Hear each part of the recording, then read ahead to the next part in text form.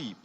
bantahan terdakwa yang didukung bukti objektif berupa data BTS dan dokumentasi kegiatan, permasalahan temporal, dan tidak terbuktinya akibat konkret berupa gagalnya penyidikan menunjukkan kegagalan pembuktian terhadap dakwaan perintangan penyidikan. Menimbang bahwa terhadap dalil pledoi mengenai pelanggaran due process of law dalam konteks dakwaan perintangan penyidikan, penasihat hukum mendalilkan bahwa pemrosesan perkara perintangan penyidikan melanggar due process of law dengan setidaknya 9 pelanggaran prosedural yang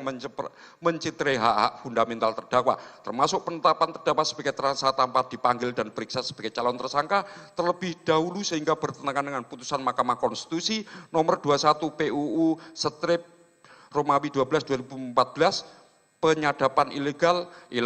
integritas file CDR yang diragukan, konflik kepentingan saksi penyidik, dan penggeledahan tanpa surat perintah yang sah yang kesemuanya melemahkan legitimasi dakwaan perintahan penyidikan. Menimbang bahwa terhadap dalil pledoi ini majelis hakim mempertimbangkan meskipun pelanggaran prosedural seperti penetapan tersangka tanpa pemeriksaan calon tersangka, penyadapan sebelum surat perintah penyelidikan, dan penggeledahan tanpa surat perintah yang sah merupakan domain pra-peradilan yang terpisah dari pembuktian perkara pokok, namun hal tersebut berpengaruh terhadap kekuatan alat bukti yang diajukan dan menimbulkan keraguan yang reasonable dalam mempertimbangkan terpenuhi tidaknya unsur-unsur pasal 21 Undang-Undang Tipikor sehingga memperkuat penerapan azas in dubio pro reo. Menimbang bahwa terhadap dalil pledoi mengenai keabsahan alat bukti dalam konteks dakwaan perintangan penyidikan, penasihat hukum mendalilkan bahwa alat bukti yang digunakan untuk membuktikan tindak pidana perintangan penyidikan tidak memenuhi syarat formil dan material sebagai alat bukti yang sah, termasuk rekaman hasil penyadapan yang dilakukan sebelum diterbitkannya surat perintah penyelidikan, file CDR yang tidak dapat langsung dari operator melainkan berasal dari flash disk yang tidak jelas asal-usulnya, alat bukti dari penggeledahan ilegal terhadap Kusnadi, dan keterangan saksi penyidik yang memiliki konflik kepentingan, sehingga seluruh alat bukti tersebut harus dikesampingkan dan tidak dapat dijadikan dasar pembuktian tindak pidana perintangan penyidikan. Menimbang bahwa terhadap dalil pledoi ini majelis hakim sependapat bahwa terdapat permasalahan serius dalam keabsahan alat bukti yang digunakan untuk membuktikan perintangan penyidikan, khususnya rekaman penyadapan yang dilakukan sebelum ada unsur yang sah, sebelum ada dasar hukum yang sah, file JDR yang tidak melalui chain of custody yang proper dan tidak diuji secara digital forensik, serta alat bukti dari penggeledahan ilegal, di mana semua ini menceridai prinsip Fate of the Poisonous Tree dan tidak dapat dijadikan dasar pembuktian dakwaan perintangan penyidikan. Menimbang bahwa jaksa penuntut umum dalam repliknya telah menyampaikan bantahan terhadap pledoi penasihat hukum terdakwa dengan poin-poin argumentasi yang bertujuan mempertahankan dakwaan perintangan penyidikan, sehingga majelis perlu memberikan tanggapan yang berimbang dan komprehensif terhadap seluruh argumentasi tersebut. Menimbang bahwa terhadap replik JPU yang secara tegas menolak seluruh pembelaan Hasto Kristianto dan menyatakan bahwa semua bukti yang disajikan adalah fakta hukum yang benar bukan rekayasa, majelis hakim mempertimbangkan bahwa sikap menolak secara total tanpa analisis mendalam terhadap argumentasi pembelaan justru menunjukkan pendekatan yang tidak objektif dalam sistem peradilan pidana yang menganut azas audit el alteram partem, di mana setiap argumentasi harus dinilai berdasarkan merit dan substansinya, bukan ditolak secara a priori. Menimbang bahwa terhadap dalil JPU mengenai komunikasi WhatsApp, kok bisa seperti itu? Pada tanggal 8 Januari 2020, majelis mempertimbangkan bahwa konteks dakwaan perintangan penyidikan pasal 21, komunikasi tersebut justru menunjukkan terdakwa kaget dan tidak mengetahui perkembangan di KPU. Berbeda dengan seseorang yang aktif mengkoordinasi suap yang seharusnya sudah mengantisipasi penolakan tersebut. Dan komunikasi tersebut berkaitan dengan proses administrasi di KPU terkait upaya pergantian anggota DPR berdasarkan fatwa MA, bukan dengan upaya menghalangi penyidikan, dan pada saat komunikasi tersebut berlangsung belum ada proses penyidikan yang sah terhadap Harun Masiku. Menimbang bahwa terhadap replik JPU mengenai korelasi langsung antara pemberitaan penangkapan dengan perintah perendaman HP. Majelis tidak sependapat karena berdasarkan fakta persidangan yang telah dianalisis sebelumnya, terdakwa pada waktu tersebut sedang berada di Kompas untuk kegiatan resmi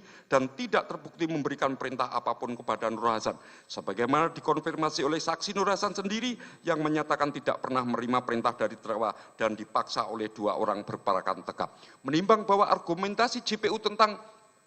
kesadaran Hasto akan risiko hukum tidak didukung bukti yang kuat dan justru bertentangan dengan sikap kooperatif terdakwa yang menjadi tahanan tercepat masuk rutan KPK. Datang memenuhi panggilan sebagai saksi tanggal 10 Juni 2004 dan menyerahkan diri dengan sukarela setelah ditetapkan sebagai tersangka yang menunjukkan tidak ada upaya sistematis untuk menghindari dari proses hukum. Menimbang bahwa terhadap replik JPU mengenai penyebutan Bapak dalam komunikasi, majelis tetap mempertimbangkan argumentasi pledoi penasihat hukum yang menyatakan ada 28 orang laki-laki pengurus DPP dan 54 staf laki-laki di sekretariat yang berpotensi disebut Bapak lebih reasonable daripada asumsi JPU karena dalam organisasi besar seperti DPP PDIP dengan struktur hierarki yang kompleks, sebutan Bapak merupakan hal yang umum dan tidak otomatis merujuk pada satu orang tentu tanpa konteks yang lebih spesifik. Menimbang bahwa terhadap argumen JPU tentang upaya perintangan berlanjut hingga Juni 2024, Majelis Hakim tidak sependapat karena sebagaimana telah dipertimbangkan sebelumnya, perbuatan pada tanggal 6 Juni 2024 merupakan manifestasi dari azas nemo tenetur seipsun acquisere. Seseorang tidak dapat dipaksa untuk memberatkan kesalahan yang dapat merugikan dirinya sendiri, di mana terdakwa berhak melindungi dirinya dari memberikan bukti yang dapat memberatkan diri sendiri, mengingat terdakwa dipanggil sebagai saksi dalam perkara Harun Masiku. Menimbang bahwa terhadap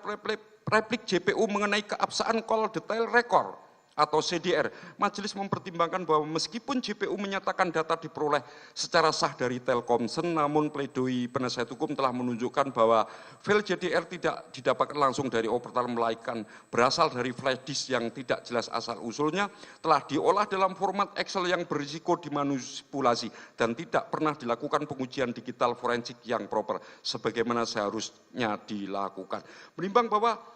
konteks dakwaan perintangan penyidikan,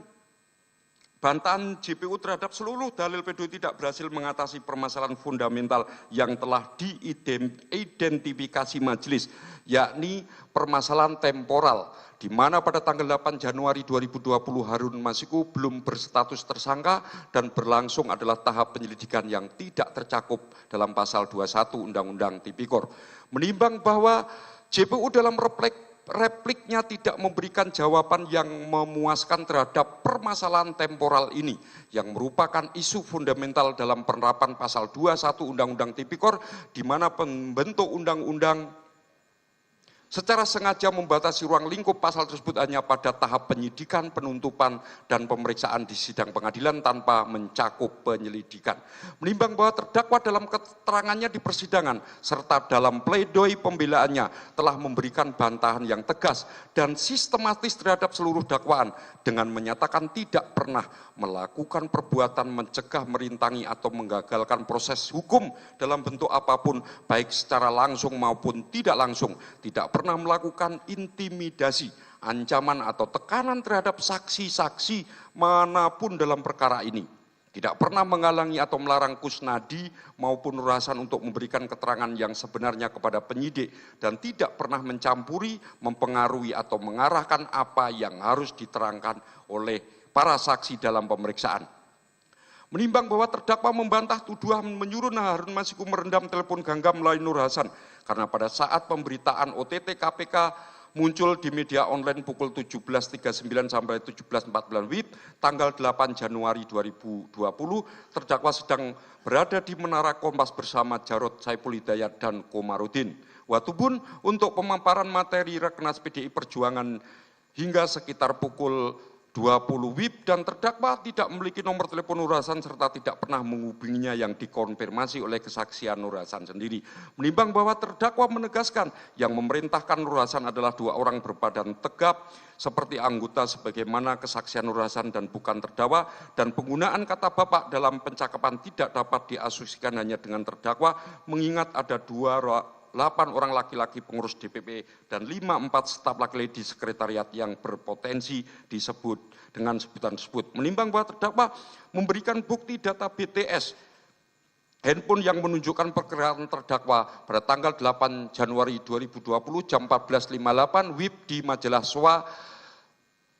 jam 16.11 bergerak menuju Menara Kompas, jam 17.06 sampai 17.45 di sekitar Menara Kompas, dan 17.58 nomor tidak aktif bukan karena dimatikan melainkan kemungkinan baterai habis, serta menyatakan bahwa acara di Menara Kompas mengalami kemoloran karena Jarod Saiful Hidayat dan Komarudin Batubun datang terlambat sehingga terdakwa berada di lokasi tersebut hingga pukul 20.30. Menimbang bahwa terdakwa membantah memerintahkan Kusnadi menenggelamkan telepon genggam karena HP si Rezeki Astomo adalah HP kesekretariatan untuk keperluan operasional bukan milik terdakwa, dan percakapan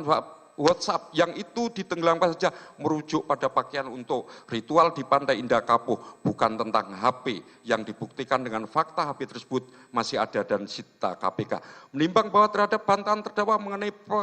mengenai perbuatan 8 Januari 2020,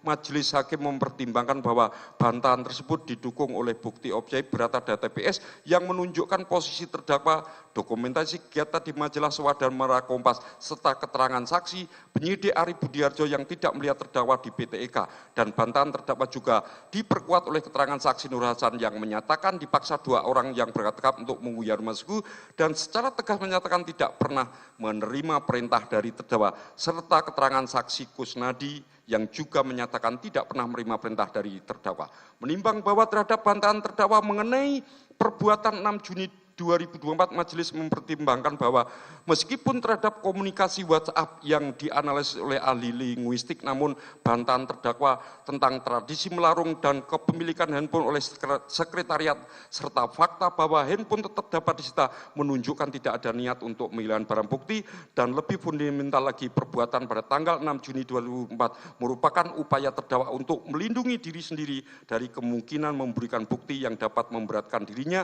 mengingat terdakwa pada saat itu dipanggil sebagai saksi dalam perkara Harun Masiku. Menimbang bahwa dalam menilai alat bukti yang diajukan penuntut umum, khususnya keterangan saksi Nur Hasan dan Kusnadi, majelis harus mempertimbangkan ketentuan pasal 185 ayat 6 huruf J KUHP yang mewajibkan hakim untuk dengan sungguh-sungguh memperhatikan alasan yang mungkin dipergunakan oleh saksi untuk memberikan keterangan yang tertentu, di mana fakta persidangan menunjukkan bahwa saksi Nur Hasan adalah security di DPP PDIP dan saksi Kusnadi adalah staf kesekretariatan yang bertugas mendampingi terdakwa, sehingga terdapat potensi konflik kepentingan dan ketidakbebasan dalam memberikan keterangan. Menimbang bahwa keterangan saksi Kusnadi, saksi Nur Hasan dan Kusnadi yang tidak konsen dan cenderung menguntungkan terdakwa menunjukkan adanya alasan tertentu yang mungkin mempengaruhi objektivitas saksian mereka. Terlebih lagi bantahan terdakwa diperkuat oleh konsistensi keterangan saksi, di mana saksi Nur Hasan menyatakan dipaksa oleh 2 orang yang berparakan tegap dan tidak menerima perintah dari terdakwa. Saksi Kusnadi juga menyatakan tidak menerima perintah terdakwa, dan saksi penyidik Ari Budiarjo tidak melihat terdakwa di PTIK, sehingga ketidakkonsistenan ini memperkuat bantahan terdakwa dan menimbulkan keraguan terhadap konstruksi dakwaan umum. Menimbang bahwa prinsip fundamental dalam hukum pidana adalah in dubio pro reo, dalam keraguan menguntungkan terdakwa, sebagaimana tercermin dalam azas praduga tidak bersalah yang dijamin oleh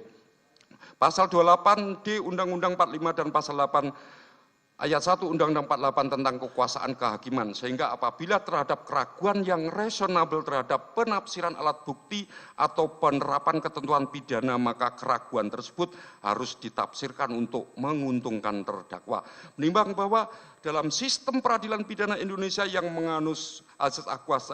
akusatorial, beban pembuktian sepenuhnya berada pada penuntut umum untuk membuktikan kesalahan terdakwa melalui keraguan yang wajar atau beyond reasonable terhadap di mana terhadap dakwaan ke-1 mengenai perintangan penyidikan, Majelis Hakim berpendapat bahwa penuntut umum tidak berhasil membuktikan dakwaannya secara meyakinkan, mengingat penjelasan dan bantahan yang disampaikan terdakwa cukup masuk akal, sehingga menimbulkan keraguan yang wajar, terlebih lagi sikap terdakwa selama persidangan yang kooperatif hadir dalam persidangan. Setiap persidangan memberikan keterangan yang secara terbuka dan tidak menunjukkan upaya menghalangi jalan persidangan, tidak konsisten dengan tuduhan bahwa terdakwa telah melakukan tindakan menghalangi atau meringangi proses penegakan hukum. Menimbang bahwa berdasarkan analisis komprehensif terhadap seluruh unsur delik, konstruksi dakwaan, keterangan para ahli, bantahan terdakwa yang didukung bukti objektif, dan keabsahan alat bukti dapat disimpulkan. Pertama, meskipun unsur setiap orang telah terpenuhi pada terdakwa Hasto Kristianto sebagai individu yang mampu berbuat dan bertanggung jawab secara hukum, namun unsur kedua yang merupakan unsur inti dari delik tidak dapat dibuktikan secara sah dan meyakinkan. Kedua, unsur dengan sengaja mencegah, merintangi atau menggagalkan secara langsung atau tidak langsung penyidikan, penuntutan, dan pemeriksaan di sidang pengadilan terhadap tersangka atau terdakwa, ataupun para saksi dalam perkara korupsi, tidak terbukti dengan pertimbangan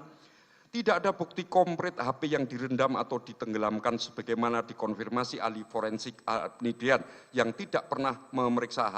HP dalam keadaan terendam air. Tidak terbukti adanya kegagalan penyidikan karena faktanya KPK tetap dapat menerbitkan surat perintah penyidikan dan melakukan pemeriksaan saksi-saksi. Bantahan terdakwa didukung oleh bukti objek berupa data BTS, kesaksian Nur Hasan yang menyatakan dipaksa oleh 2 orang tak dikenal, dan kesaksian Arief Budiarjo yang tidak melihat terdakwa di PTIK.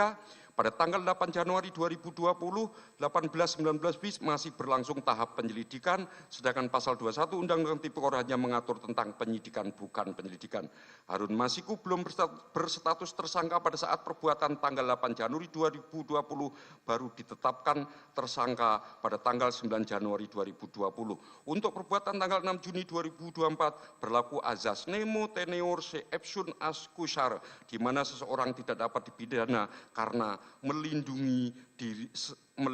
dirinya sendiri dari pemeriksaan. Ketiga, berdasarkan pendapat ahli Khairul Huda, SHMSI, dan Dr. Masud Ali, pasal 21 merupakan delik material yang mensyaratkan akibat konkret berupa terganggunya atau gagalnya proses penyidikan, penuntutan, atau pemeriksaan di sidang pengadilan, yang mana akibat konkret tersebut tidak terbukti dalam perkara ini. Keempat, upaya-upaya yang dilakukan terdakwa justru bersifat formal dan terbuka berdasarkan putusan Judicial Review MA nomor 57P HUM 2019 dan Fatwa MA tanggal 23 September 2019, serta dilakukan berdasarkan keputusan organisasi melalui rapat pleno DPP PDIP bukan inisiatif pribadi. Kelima, sikap kooperatif terdakwa yang menjadi tahanan tercepat masuk rutan KPK, memenuhi panggilan sebagai saksi dan menyerahkan diri dengan sukarela, menunjukkan tidak ada upaya sistematis untuk menghindari dalam proses hukum. Keenam, konstruksi pasal 65 ayat 1 KUHP tidak dapat diterapkan karena tidak ada kejahatan yang terbukti. Menimbang bahwa Majelis Hakim tidak sependapat dengan seluruh pertimbangan jaksa penuntut umum dalam tuntutan dengan alasan hukum yang mendasar, yakni bahwa perbuatan pada tanggal 8 Januari tidak dapat dikualifikasikan sebagai mencegah penyidikan karena tidak ada proses penyidikan sah pada saat itu dan objek perbuatan Harun Masiku belum berstatus tersangka, serta yang sedang berlangsung adalah tahap penyelidikan yang tidak tercakup dalam ruang lingkup pasal 21. Menimbang bahwa perbuatan tanggal 6 Juni tidak dapat dipidana berdasarkan pasal 21 karena merupakan manifestasi dari azas nemo tenetur si ipsum ascussar yang dijamin oleh konstitusi dan instrumen hukum internasional yang telah diratifikasi Indonesia. Menimbang bahwa berdasarkan pendapat ahli hukum pidana yang kredibel, pasal 21 Undang-Undang Tipikor merupakan delik material yang mensyaratkan akibat konkret gagalnya penyidikan, namun tidak terbukti adanya akibat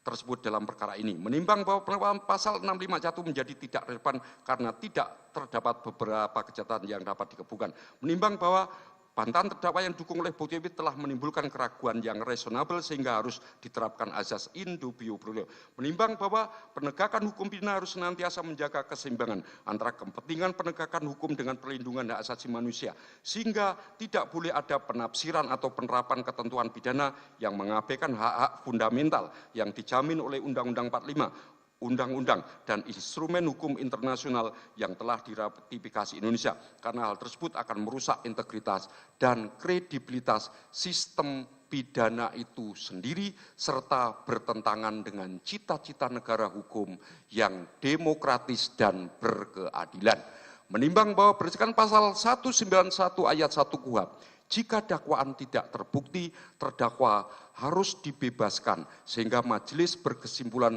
bahwa terdakwa harus dibebaskan dari dakwaan ke-1 melanggar pasal 21 Tipikor Jungto pasal 65 ayat 1 KUHP.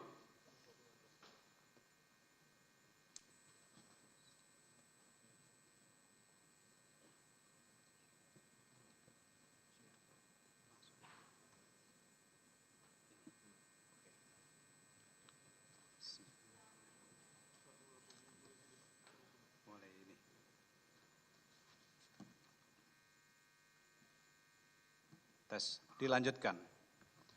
Menimbang bahwa oleh karena